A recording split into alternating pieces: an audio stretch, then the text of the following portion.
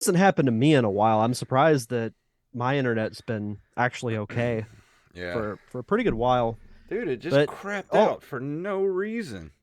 all routers are good for 1 to 2 days a year where they just decide, you know what, we're on strike. I don't know what happened. It was working and then all of a sudden it just stopped working. It knew Let's, you needed it for something. I know. World. Let's see.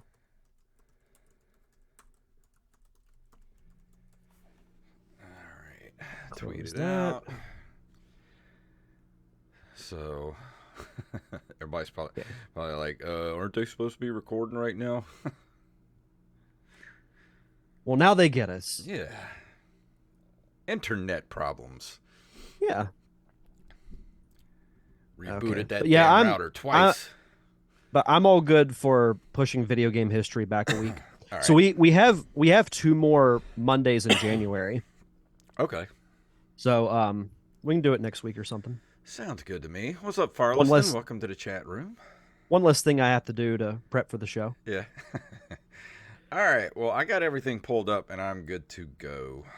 Yep, I am as well. Here we go in three, two, one.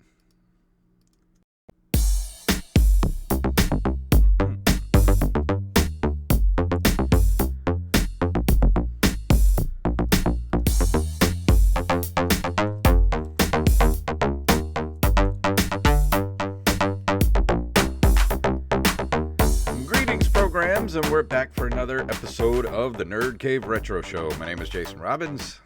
And my name is Derek Diamond. Getting a little late start tonight because internet crapped out on me. Had to restart the router twice. As I was saying to you before we started, all routers are good for at least 1 to 2 days a year where they just decide, you know what, we're going to take a little break. And it's usually when you really need internet. Everything's been fine up until the minute I started the Zoom call. I saw Derek pop in, and all of a sudden, boom, everything crashed. I'm like, oh God, here we go. Yeah, when I saw it, it said, the host is, or waiting for the host to let you in. And I just kept waiting. And then I'm like, did he decide he's just going to do a solo show? He's like, screw you, Derek. I'm taking over. So it'll be a little bit shorter tonight. We're gonna cut out this month in video game history. Coming up next week is your big debut of the Premiere? feature. Yep, this upcoming Saturday. So yeah, tickets are on sale. Just go to facebook.com/the feature movie. I will say for those who are local to Pensacola, you have to buy them online. We're not going to be selling them at the venue. They have to be purchased online. So if you're thinking of waiting until, the day of, you still can, but you still got to do it online. Yeah. And go back and listen to last week's episode of Open Micers at Open Micers on Twitter. We had Derek on the show, and I'll be honest, that was one of the most fun episodes we've ever done. I feel like I just laughed most of the time, but Yeah. it was fun. It was a lot of fun. We looked up a lot of things on Google that we didn't know existed, and wish I didn't. Yeah. Well, I guess you could classify it as an educational show. Maybe not in a good way, but an Yeah, educational show we nonetheless. learned some stuff, so go over there and listen to it, Yeah. find out for yourself, and just to know, not for the kids. Don't let the kids listen to No, it. no, no, no, no. But we got a few news bits to get to tonight. Are you ready to jump into the news? Yeah, some good stuff to talk about. Here we go.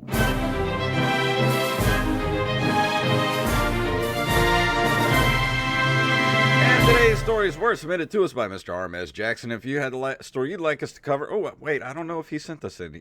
Probably did send us some of these. We were a little light on news this week in the emails, so you guys send us some news stories at nerdcaveretro@gmail.com. And a big thank you to Joey Image TV for the subscription with Prime on Yeah, Twitch right we've now. hit the Thank big you. time. Yeah, thank you, sir. This first story is from what is this? TimeExtension.com. I've never heard of this site before. But Square's lost in SNES title Treasure Conflicts gets translated into English. A 1996 Squaresoft title which launched on the long defunct Satellaview service Never heard of that. Has finally been translated into English. Treasure Conflicts is a Mode 7 aerial combat adventure with RPG elements. The player can converse with various NPCs in order to find the location of valuable items. As the Satellaview service was never released outside of Japan, maybe that's why, never heard of it, Treasure Conflicts has never been officially released in the West. They were downloaded to the user's console via a satellite broadcast rather than on a physical cartridge. Kind of sounds like what Sega was doing with the Sega Channel back in the day. They just never tried to do it here in America with the Super Nintendo. You want to know how I know this is straight from the 90s? The fact that conflicts was spelled with an X. Yeah, everything was with an X. Everything was with an X or a Z, something like that. Everything had to be spelled in a weird way. Um, yeah, I've never heard of Satellaview up until this point, but yeah, I do remember the Sega Channel. It makes me think of, when satellite TV really started to break out and we found all these different channels that would be dedicated to certain topics. Like you'd have, the E channel for entertainment news. I always wanted like a video game style channel where you'd have like different talk shows, do like people playing Nintendo games, have like special announcements. That would have been really fun. And I just got forwarded some late breaking news from Mrs. Angelina Milano. Yep. From today.com, Universal to open family friendly theme park in Texas. Universal Parks and Resorts has revealed a plan to open a new family friendly theme park in Frisco, Texas. Universal announced initial details for the theme park, which has not been named in a press release.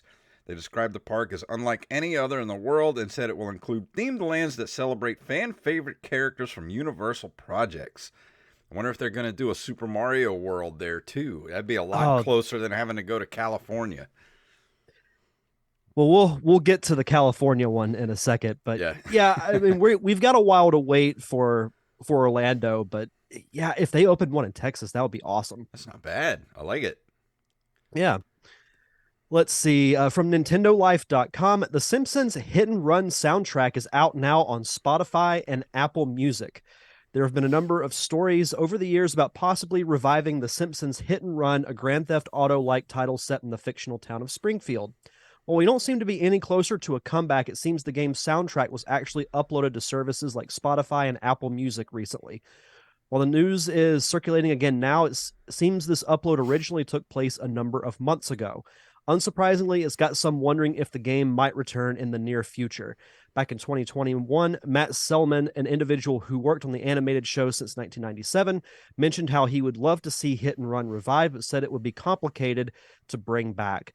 So I never played Hit and Run. I remember it being like a cult classic back in the day. And it's cool that they released the soundtrack, but I'd much rather them re-release the game because I want a chance to play it. Yeah, I played Hit and Run back in the day. I thought it was really fun. But I don't know how well it would do these days because, The Simpsons is still on, but it's not really as culturally relevant as it was back in 1997 when it was released the first time. So I don't know. Yeah, The Simpsons, I use the comparison with Ninja Turtles a lot. Like people forget how huge The Simpsons were back in the 90s, and Hmm. I know it started, I think, before then, but Simpsons were everywhere. They were in syndication constantly. They're still making new shows, 30 years later. Yeah, It's insane. But yeah, Simpsons, I remember I used to have a Simpsons cassette tape, and it was called The Simpsons Sing the Blues. I remember And that. I actually heard one of the songs from it on XM radio the other day, and I'm like, man, I haven't heard this song since I was like 9 or 10 years old.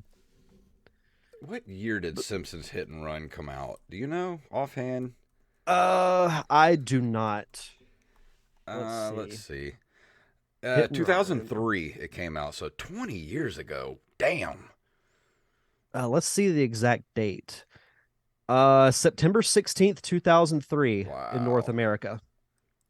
Yeah, I think I might have played it either on Xbox or PlayStation 2 at that time because my roommate had the PlayStation 2. I had an Xbox, And I don't remember. I might have played it on the original Xbox, but I do remember playing it. I rented it a few times, and I love the game. I'd love to play an updated version of it, but like I said, I don't know how well it would do now if they were to It'd be fun. re-release it. It'd be fun if we could find a copy of it for a reasonable price and Yeah, do a review for it around the 20-year anniversary of the game. not a bad idea. Yeah. From comicbook.com, popular N64 game reportedly finally being re released this month. One of the best and most popular N64 games is reportedly being re released very soon, by the end of the month. Let's see. Well, there's the NXbox leaker that goes by EXTAS1S, Xstasis, I guess, on Twitter, Sure. claims the game is releasing in late January. Let's see, what game is it? Does it say? I'm trying to skim here. I looked at this earlier, but former more games more finally remember modern era. To this end, let's see the leaker in question. Back in September and hasn't changed. All right, what game is it? It's GoldenEye. Is it? Mm-hmm. I thought they Yeah, were just there's comparing it to GoldenEye. let's see. Yeah, the trailer is or the GIF on the article is for Oh, GoldenEye. I'm completely backwards on it. All right, let me start this over again. Sorry, I'm so discombobulated because of the whole internet thing. All good. All right. While the PS1 sold way more than the N64, who could argue the former had more games that are more fondly remembered in the modern era, and not many are more fondly remembered from this era of Nintendo gaming than GoldenEye. It will be released in late January by Xstasis, who claimed that the game is releasing. The tweet in question isn't definitive of this proclamation because it's very vague, but it's unclear what the other implications there could be. There's no mention of this being related to an Xbox event that is set to go down on January 25th, but as the two are related, Xbox is bringing the re-release to the market with Rare, one of its developers, and with the collaboration of Nintendo, who published the original N64 game. It was announced back in September, but with no date. So what do you think? Do you think they're going to drop it on this Xbox event they're going to have on the 25th? I think that'd be very smart to do. I wouldn't I like to play it again, but I don't know, man.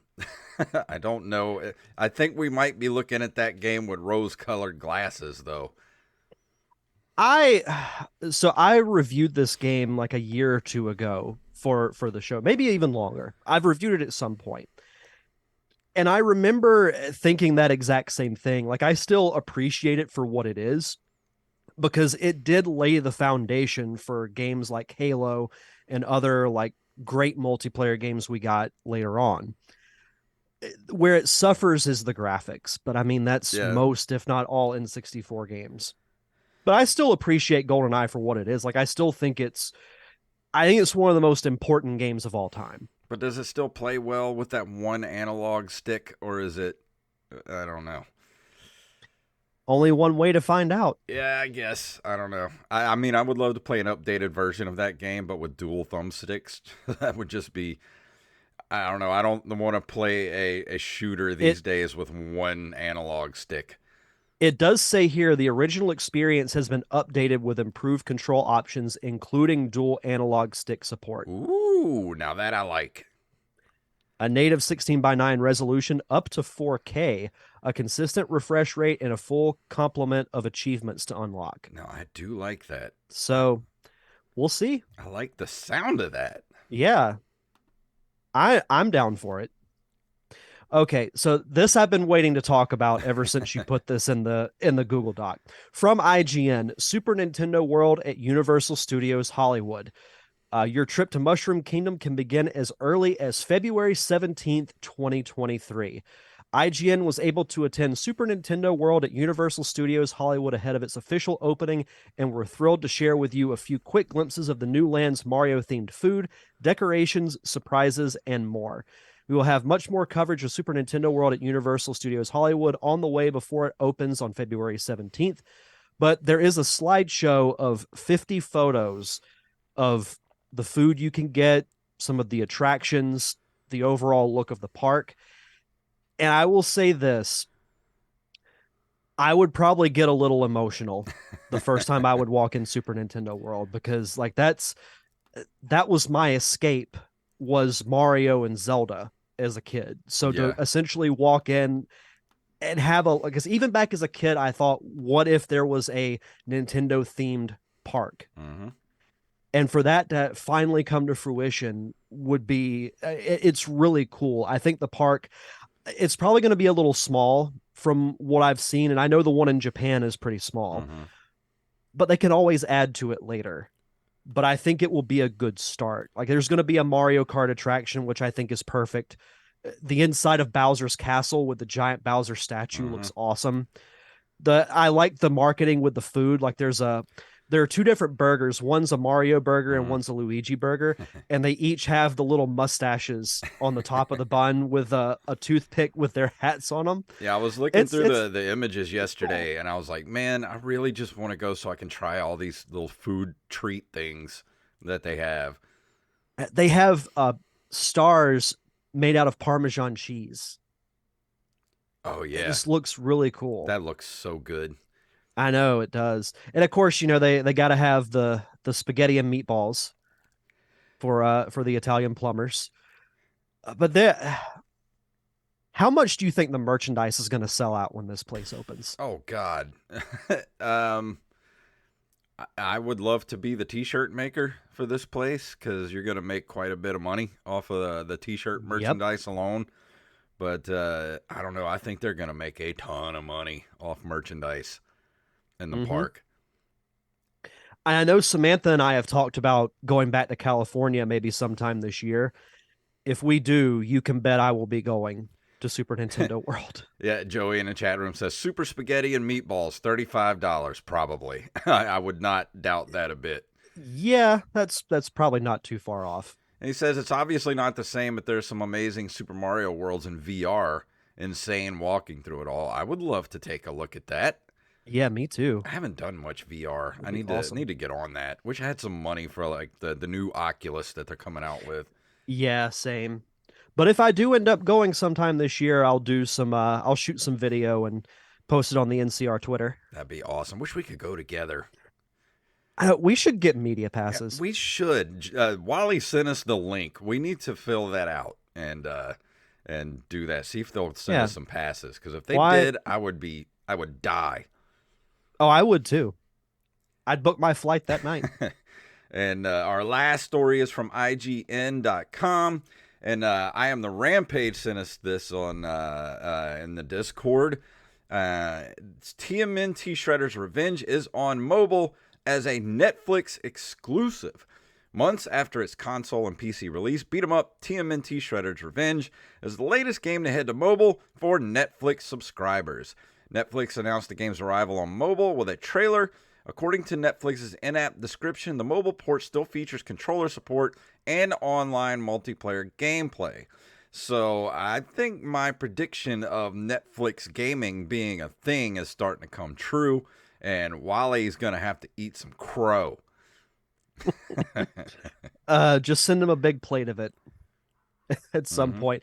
I'm not gonna lie, I'm a little surprised by this. Like I know you've talked about it before. I guess it's something I haven't really thought about. So when you put this in the Google Doc and I saw the headline, I'm like, well, wait, what? And I read it, it's Mm-hmm. like, huh, that's I mean, it's a good game to put on there. I mean, Shredder's Revenge is a great It's game. a great game. I don't know if I'd want to play it on mobile, though. I mean, maybe with a controller hooked up to it. Maybe. No, but I mean, it's a great game to I think gauge interest to Yeah. see if it would be there. But I mean, if they're doing stuff like this, dude, I'm telling you, Netflix gaming's going to be a thing in a couple of years. I'm telling you. I mean, I think they got to do something because they've really fallen. I know they still do well, but I feel like Disney Plus and other streaming services are now ahead of Netflix. Yeah.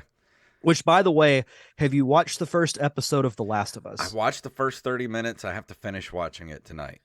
Oh, it is. It's shot for shot, just like the game for the first 30 minutes.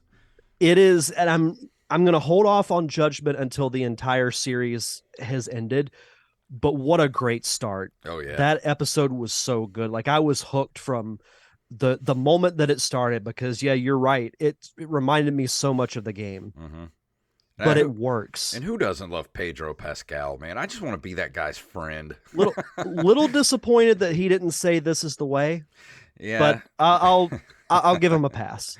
And Joey says, "Oh, for the media passes, he's with us too. We'll add him as a producer. He's our producer. Yeah, well, that'd be a nice little trip, man, dude. I would love that. Oh, How that'd be much sick. fun would we have if we were in Super Mario World together? Oh, that'd be awesome. I wouldn't come back. I don't think I would either. But since we're running a little bit late tonight, we are going to skip this month of video game history. I got to get my head on straight because everything was all crazy trying to get the show started tonight. But before we go into the review tonight, Derek has some shout outs. As always, we'd like to shout out our awesome patrons over at patreon.com for supporting us, keeping the lights on for us here at the show. We want to shout out John West, Daniel Salmon, Tyler Watson, Axblade07, Armez Jackson, Carlos Longoria, aka Rampage. Steph Sargent Sketch, Gus and Penny, Matthew Salmon, Mr. Joey Image, who we just talked about, and of course, Mama Diamond herself, Mama Diamond. Donna Diamond. Thank you all so much for your continued contributions and keeping the lights on for us here at the show. Of course, we are still a bit short of the $50 goal for our commentary tracks that we've done, such as the Super Mario Brothers movie, Transformers the movie, Double Dragon, which is one of my favorites, even though the movie was atrocious. Series like Batman, X-Men, Darkwing Duck, Gargoyles. The catalog is near endless of what we've done, and we want to add more to it. There's still so many movies and shows that we could do commentary tracks for, but you got to get us back up to that $50 level. And if you want to do so, just head over to patreon.com/nerdcaveretro. And for new patrons, be sure to send us your social media information, whether it's Twitter, Facebook, Instagram, or your email, so we can give you a proper shout out. Oh, and don't forget, you guys, I'm giving away the VHS for Street Fighter. Right tonight, right after the review. And tonight, Derek is going to be talking about...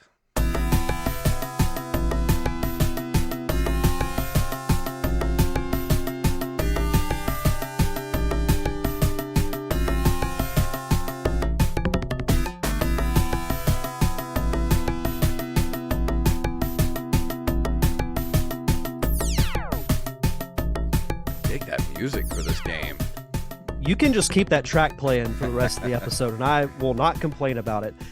So yeah, I'm not gonna lie, I was having a little bit of a dilemma on what to review for this week, just because, as we mentioned on last week's show, both Jason and I have been pretty busy during the week and throughout the weekends. I had to travel up to Huntsville this past weekend to attend my cousin's wedding, so I didn't have as much time as I would have liked. But there has been one game for the Sega Genesis, and it's on the Sega Genesis Mini, that's intrigued me because of the look of it. And I watched a little bit of gameplay, and that is what I will be reviewing tonight.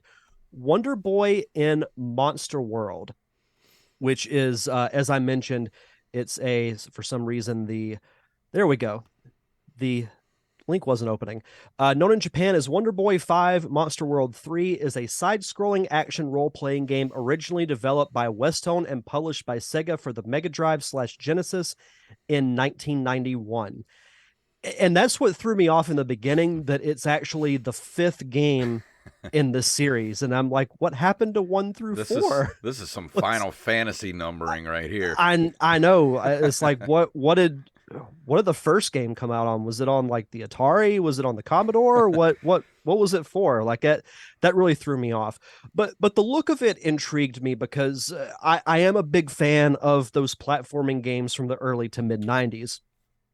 So I fired up the game, and instantly I thought of a game that you and I both did a dual review of, Agalos, which is like a side-scrolling platformer similar to like a Zelda 2, but better. Yeah, that was the thing I noticed. I looked at some gameplay on YouTube, and the first thing that popped in my head was, this looks exactly like Agalos. So I thought, okay, well that's this might have been one of the inspirations for Agalos. Probably. Down to the gameplay, to the music, even the art style looks very, very Mm-hmm. similar to Agalos. So I'm thinking, okay, well this is off to a good start. And I will say I don't hate this game, but it's not particularly like my favorite platformer RPG that I've played. There were a couple of things about the game that surprised me.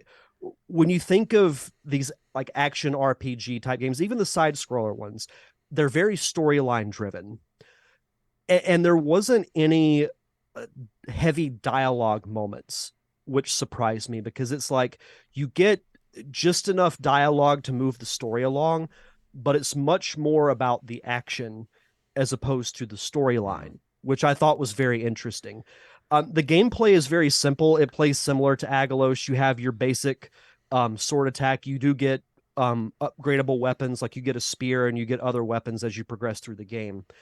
You have your weapon, you have magic spells that you can learn, and then you have items that you can use to help you progress through the game. So you can equip 2 items at a time. And what you have to do is, so the Sega Genesis controller has 3 buttons. Button 2 is your, I think, your attack button. 3 is your jump. But 1, it seems like doesn't really do anything. But so what you have to do is, say if you want to cast a magic spell, you can equip it to either the left or the right D-pad um, symbol. You have to hold down the one button and then hit left or right, whichever button you have it equipped to, and then you use like your fire spell, which I didn't know about because I didn't use a walkthrough in the beginning. So I'm like, how do I use this spell? And then I just did it by accident. And I'm like, oh, okay. So that was a little confusing. Yeah. Um, same thing with items. So like early in the game, the first level you have to go through is this cave where all these monsters are coming out. Like the story of the game is, you have to fight through all these monsters that have invaded, ironically, Monster World. And it's funny because the game starts out as Monster World was such a peaceful place until this happened. I'm like, what kind of a peaceful place is Monster World? Like, what? It was interesting anyway. Um, so what you basically have to do is you go through this cave at the beginning of the game, and there are these 3 doors that are sealed by a spell, and you have to play a musical instrument in a certain way to unlock the doors. Guess what the musical instrument is that you have to use? Let me say Ocarina. Ocarina. Yeah. So when I saw that, I'm like, Well, huh. I was just thinking, like, looking at the gameplay of this and hearing your description of it, it seems like they tried to improve what Legend of Zelda 2 or Adventure of Link was. Mm-hmm. But I don't know. I'm just. Agalos did it great. That they did it in a way where I really enjoyed it. But this sounds like a little too close to Zelda, especially with the ocarina. But at the same time, I don't know. It just without the dialogue, it seems like they kind of flipped it because I feel like Legend of Zelda 2 was too heavy on the dialogue and relied too heavily on that, and the action wasn't that great. I don't know. I'd But have to give this a try, but so Agalos found that happy medium yes. where you had just enough dialogue where you got enough story out of it, but you weren't so like heavily driven on it, and you would go back to fighting your enemies, and you had the cool boss fights and everything that we talked about. But it's literally like, so you find the ocarina and then you have to take it to this girl in the village next to the cave because she's the one who lost it. And it's literally like, oh great, you found the ocarina. Here's the song you use to open door 1, and then you play it. Good. Here's the song for door number 2. And then you have to like write down Mm. the number of like sequence that you said it, because it's like BCA blah blah blah, and you have to. I looked it up online, I'm just gonna and say so it. it's That just sounds like a pain in the ass. oh, it is. It really is. And I'm like, well, when I learned the first song, I'm like, okay, so I'll just use this song and I'll open up all the doors. But like, oh nope, you have to learn 2. It wasn't that either. You had to learn 3. So Ugh. I'm like, let me just look up a walkthrough, and then I found the I found the sequence and got through How do we the make castle that way. How do we make Adventure of Link even more aggravating? That's what I thought. I'm like, at least Adventure of Link didn't have anything like this. There's I don't hate everything about this game though. Like it's simple to jump into. Like it's not that hard to learn the mechanics of it, minus how to use your spells and your items. But the fights throughout the game, even the boss fights, are a little too easy in my mind. So like I'm wondering if this was maybe made with a younger audience in mind, because I skimmed through and I haven't beat the game, but I got through a pretty good portion of it in like a day. Yeah. Like I played it, a pretty decent amount yesterday and some today, and was just like, it's not the worst game I've played, but I've definitely played better. And maybe it's one of those that, we talk about the sentimental value of games. Maybe if I grew up with it, I would have liked it more, but my thought 5 minutes into the game was like Agalos did it better. Yeah. Well, you got to remember too. This was what 1993. Yep. 90. Wait, when did this come out? It's 91. 1991. Yep. Yeah, and then February in North America, 92. You got to, I mean, give it a little leeway for that. But at the same time, Sega was, and they actually just did this on the Play Retro show where they talked about all the Sega games that were uh, Zelda clones, basically, where they were Mhm. trying to capture that Zelda magic and didn't really quite succeed. I mean, there were some good games in there that tried to do that.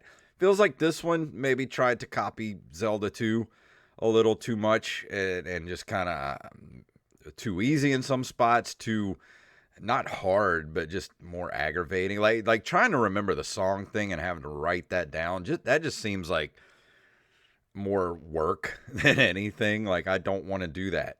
That's Well, not if you that. played this game in 91, you would have had to write the songs Yeah, down. exactly. I I mean, had the luxury of just going on Game Facts and mhm. finding the sequence. Surprised But she back didn't then, say it's dangerous to go alone. Take this. I was looking for that old man. I'm not going to lie, but I did not find him.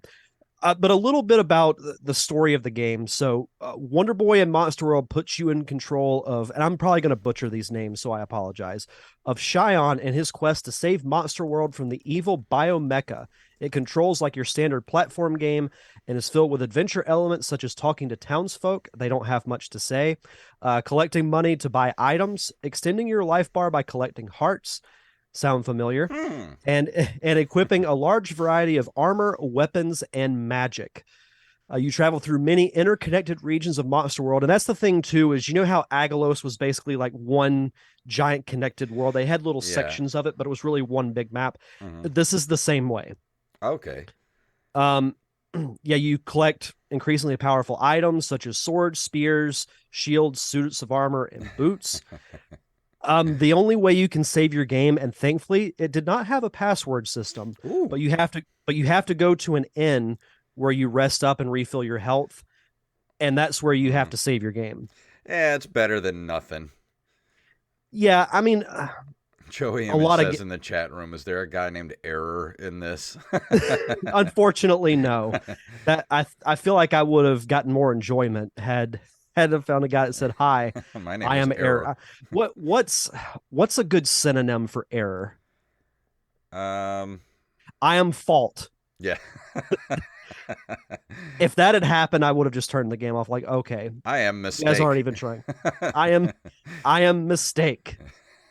That's awesome.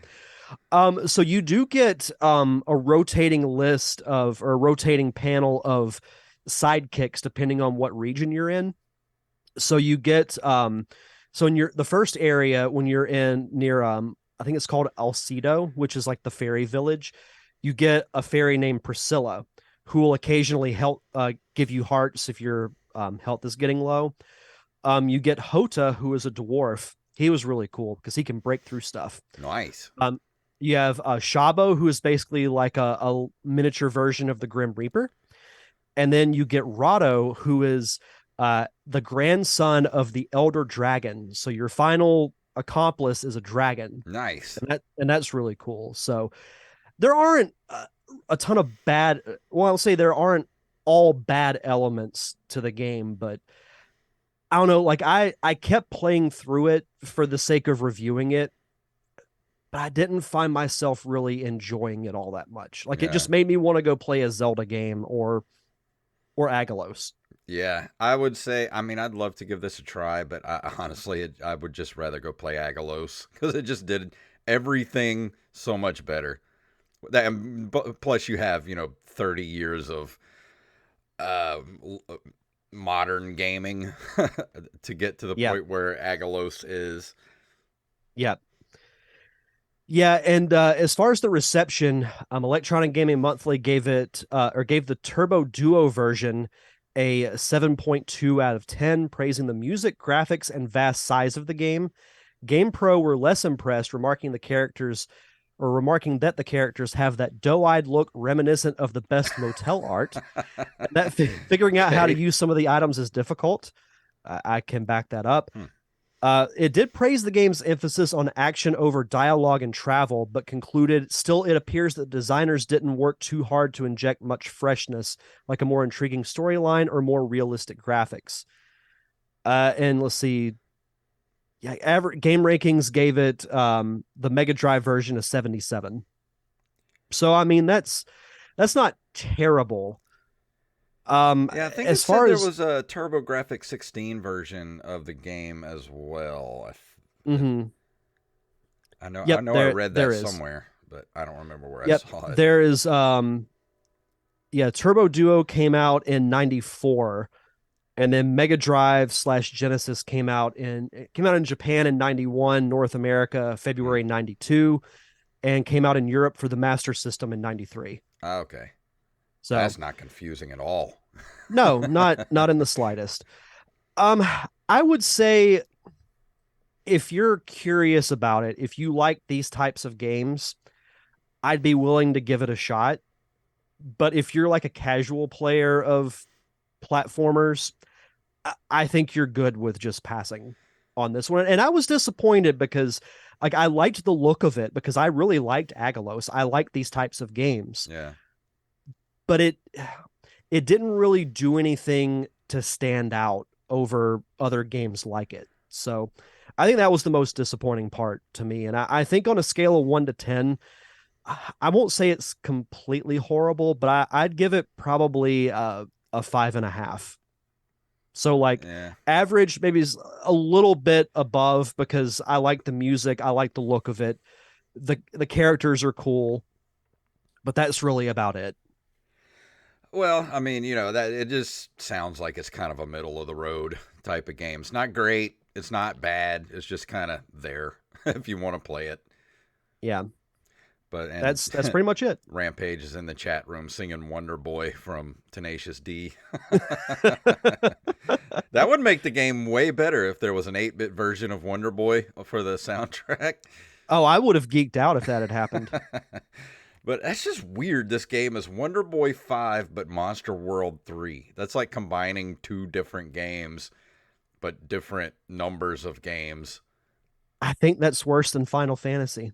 Yeah, I At would least say Final so. Fantasy sticks to one number for the most part They just until you throw. get to the sequels and then you have like Final Fantasy 10-2. Yeah, they keep their numbers, but they're all just whatever number they feel like throwing on the game at the time.